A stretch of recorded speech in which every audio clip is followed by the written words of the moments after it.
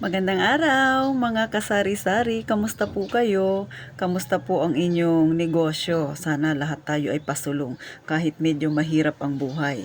So ngayon, pagkukwentuhan natin, tumataas ang bilihin, tumaas na rin ang kuryente mga kasari. So maiba ako ha. Ano ba ang ginagawa ninyo pagka tumataas ang bilihin? Siyempre, tataas din ang inyong paninda. O ano ang una ninyong ginagawa kay customer? Nagtataas lang ba kayo? Bigla-bigla lang, nasyashock na lang siya. Ako mga kasari ha, maikwento ko sa inyo. Ito ay sa paleko, resibo ng paleko. So natanggap ko to siya nung mga nakarang araw. Ngayon, nagulat ako kasi ang laki ng aking babayaran. So tinotal ko. So dumagdag siya ng halos 2 piso. Parang 1.72 o 73. So, i-round up na natin ng 2 pesos. O dati, nasa 12 pesos lang yung per kilowatt. Ngayon ay nasa 14 pesos na mga kasari. So, ang laki. Kaya dati yung aking binabayaran ay nasa 1.2, 1.3, ganyan. Ngayon ay babayaran ko ay nasa 1.7 na mga kasari. O diba, ang laki talaga ng pagitan niya. So, ano pa bang magagawa natin? O diba, wala naman tayong magagawa kundi magbayad. Lalo na sa mga may tindahan kasi tayo ay may binibentang soft drinks, mga kung ano-ano pang pampalamig. So, ngayon pa lang, nung matanggap ko, ngayon pa lang, nagbibigay na kaagad ako ng advice sa aking mga customer. Nagmamarites na ako mga kasari. Pagkabili niya sa akin, nagpapaalala na kaagad ako.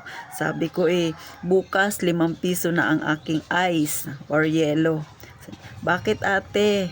Tapos binibiro ko lalo na yung mga nanay. Hindi nyo pa ba natanggap yung notice ninyo, yung love letter ninyo kay Paleko? Ganon. So, ngumiti siya. Napangiti ko rin siya kaaga-aga pa kahit na negative yung aming pinag-uusapan. Sabi niya, oo nga ate, ang taas na ng kuryente. Kaya sabi ko, pasensya na kasi bukas magtataas na ako ng 5 piso be. Kasi hindi na kaya ng 4 pesos bukas sara yung rep ko. So tawa din siya mga kasari. So ganun po ako sa mga customer ko mga kasari. Kahit na medyo mabigat yung pinag-uusapan, gusto ko silang mapangiti. Gusto ko yung good conversation kami para hindi sila magulat. Tapos kahit na medyo nakaka-stress talaga kasi ang laki ng bayarin, o di ba? So kayo ba, paano nyo ba kinakausap yung inyong mga customer? Bagamat mga kasari, wala talaga ako matatawag na suki ko. Pero dahil sa ganun siguro nila ako nakilala, yung minsan seryoso ako tapos bigla ko silang patatawanin o tatawa din sila. So, ganon mga kasari. Kasi nga, ayoko nang dagdagan pa yung bigat ng damdamin ng customer ko. Kasi syempre, lahat tayo ay ganon. Ganon yung nararamdaman natin. So, wala naman tayong magagawa. Susunod pa rin tayo. Ganon lang yung kaya kong itulong sa mga customer ko na kahit magdadagdag ako ng presyo, mapangiti ko pa rin sila. So, ganon mga kasari. Kahit sa bigas, pagka medyo mahal, ate, mahal ng bigas, oo nga, alam mo be, dalaw-dalawin mo minsan yung palengke. Sabi kong ganun sa kanya. At talagang masyasyak ka. Ganun. Nilalagyan ko ng kaunting biro para kahit na syempre minsan kahit ako naman 'di ba lagi nang ako sa palengke, nagugulat pa rin ako sa presyo. Sila pa kaya na yung kanilang pera ay binabudget lang nila. So ganun mga kasari. Kasi syempre tayo nakakaintindihan tayong mga nasa masa, ganitong ang buhay natin ay nasa mahirap. Sino pa bang mag-iintindihan kundi tayo din. So ako, para hindi na ako makadagdag bigat sa kanila, so dinadaan ko sa ganun mga kasari. Nilalagyan ko ng kaunting twist yung mga kwentuhan namin para kahit papano ay umalis sila sa aking tindahan na nakangiti. Ganun mga kasari. So ganun po. Kita nyo naman 'di ba? So ipakita ko lang ganito yung yellow dito sa amin, yung ice na tinitinda namin. So mahaba siya. So ngayon ay 5 pesos, ngayon 4 pesos pa siya. Bukas na pagtinda ko dahil na-marites ko na sa aking mga customer. So 5 pesos na siya bukas mga kasari.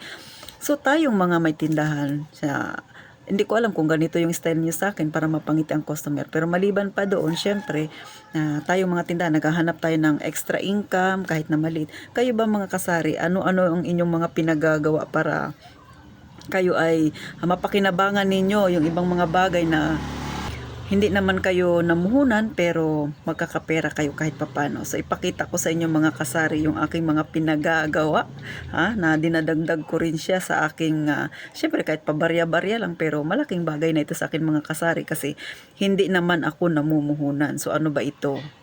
So ito, nakikita nyo ba ito mga kasari? O di ba natatawa ko ngayon pa lang. Ito ay lagayan ng itlog, yung tray niya. So, alam nyo mga kasari, pag bumibili ako ng itlog, yung mga tray na yan, tinatago ko. O sino ba yung mga kagaya ko dyan ha, nagtatago ng ganyan? Bakit? Kasi binibenta ko yan siya. Dito sa amin, mabili yan siya. So, ginagawa ko dahil yung iba ang benta niyan ay 2 pesos. So, ako ang ginagawa ko, 3 piraso, 5 piso. O, ganun mga kasari. Kasi wala naman akong puhunan. O, binibenta ko siya ng ganun. Kasi yan ay ginagawa nilang, yung parang, pinapadingasan nila. Yung usok niyan ay maganda siya na pangtaboy ng lamok. So, medyo marami kasi dito sa amin na syempre mga may puno-puno pa, mga kasari. So, ganun, ginagawa nila yan sa ilalim ng bahay. So, yan yung kanilang pinapangsiga, mga kasari. Maliban pa dyan, di ba? Syempre, wala naman akong puhunan kaya natutuwa ako, di ba? Na natatawa ako sa aking ginagawa. Pero totoo yan, ginagawa ko mga kasari. Maliban pa dyan sa mga bote-bote. Yung bote ng mantika, di ba? Pag nagre-repack ako kasi syempre marami akong bote. So iniipon ko 'yan, may lagayan talaga ako sako na malinis. Nilalagay ko 'yan yung mga bote na 'yan. Tapos pagka dumadaan dito sa amin yung bumibili niyan, ang piso niyan ay 2 pirasong bote na bilog. So ganun. Pero kung masipag kang maghugas, hugasan mo 'yan siya. Kikita ka ng 150 yata ang bentahan niyan, pero malinis na siya, ikaw ang maghuhugas. Pero dahil ako wala naman akong time sa linis-linis na yan, so ang ginagawa ko mga kasari, iniipon ko lang siya, tapos binebenta ko. Ganun mga kasari, minsan nakaipon ako ng mga kalahating sako, binebenta ko na yan dun sa pumupunta dito. So sa totoo lang, isipin mo, mga maliliit na bagay yan, pero pwede pa rin pagkapirahan, pwede pa rin pagtiyagaan. Pag naipon naman yan, sa totoo lang, katulad ng tray ng itlog, makaipon ka lang ng 7 na peraso niyan o 15 pesos din yun. O ano ang equivalent ng 15 pesos? Makakabili ka na ng kalahating bote ng mantika. Kunti na lang idadagdag mo, 1/4 na asukal ang mabibili mo. Di ba?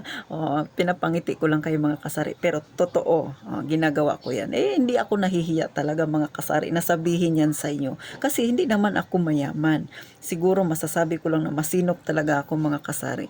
Ganun talaga yung aking buhay. Kasi nga, syempre, wala naman tayong ibang asahan. Tsaka kahit sabihin pa nila na piso-piso lang yan, ba't ka nag-iipon? Dos-dos lang yan. Ang 1,000, hindi naman matatawag na 1,000 yan pagkakulang ng piso. Di ba mga kasari? So, ganun po.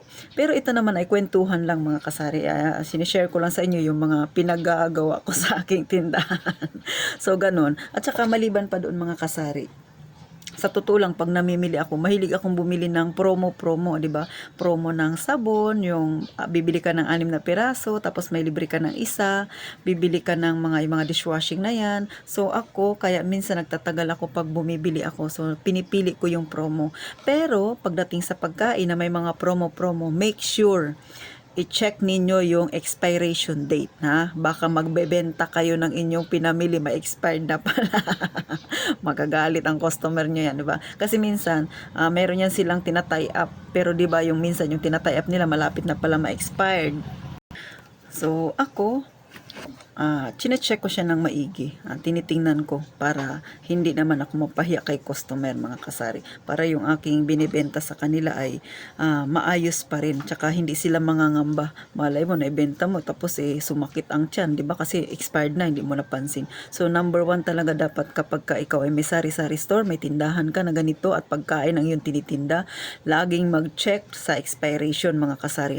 Tips ko yan sa mga magkakaroon pa lang ng tindahan. At tapos gusto pa na promo kasi nga syempre malaki nga naman ang kikitain mo.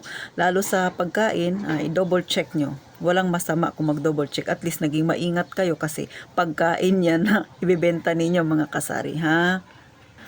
Syempre, lalo na ngayon, pa December na, marami ng buy one take one. Kahit sa soft drinks, maraming buy two, tapos take one. Tapos titingnan mo yung expiration nila, malapit na, mayroon ng kalagitnaan ng December. Sa totoo lang mga kasari, may kwento ko lang ulit, no?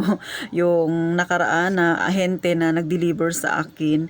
Kasi dito, iba yung kumukuha ng, ng order, tapos kinabukasan ng delivery. So, nang nag-deliver sa akin ng soft drinks, ang expiration niya ngayong kalagitnaan ng December. So, hindi ko tinanggap. Oh, kahit na malapit na. Bakit? Kasi yung item na yun, yung soft drinks na yun, hindi siya fast moving sa akin. So pagka binili ko siya at hindi naman siya fast moving, malapit na, December kalagitnaan na, ano na tayo ngayon? Magkakatapusan na ng November, baka hindi naabutin. Syempre sa akin ang balik nun, magagalit ang customer sa akin. So hindi ko binayaran. Sabi ko, dapat ang expiration yan, mga January, okay pa. January katapusan, kaya kong habulin yan, kaya kong ibenta. December, paano ko ibebenta yan? Magtatapos na ang November, tapos kalahating buwan na lang. So, ganun mga kasari. Kaya pag kayo nagpapadeliver, lagi ninyong i-check ang expiration mga kasari. Walang masama na ibalik nyo yan sa kanila dahil hindi pa yan nababayaran ha. At saka, hindi mo yan kasalanan ha. Ganun talaga, maging mapanuri tayo kasi buhay yung pinag-uusapan natin dito. Baka mamaya makasira pa yan ang tiyan. Kahit pa sabihin natin na yung expiration niya, yung sa duration niya, meron pa yung extend na 1 linggo. Pero hindi lahat ng tiyan ay kasing tibay ng tiyan ko. Kasi ako matibay ang tiyan ko. Paano yung iba, 'di ba, napaka-sensitive ng tiyan na mamaya napabarangay ka pa dahil diyan. Syempre, tsaka para maiwasan na rin na magkaroon kayo ng samaan ng loob o sigalutan ng iyong mamimili ng iyong customer. So, paano mga kasari? Sana napangiti ko kayo kahit tumaas ang kuryente. Sana nakakuha kayo ng tips kay Ate Tintin. At saka syempre gusto ko rin talaga na hindi lang naman ako, tayong lahat ay matuto tayo ng mga ganitong payo mga kasari. Sinishare ko rin sa inyo yung aking nalalaman. Kayo po, kung mayroon din kayong nalalaman, pwede nyo ring i-share sa akin.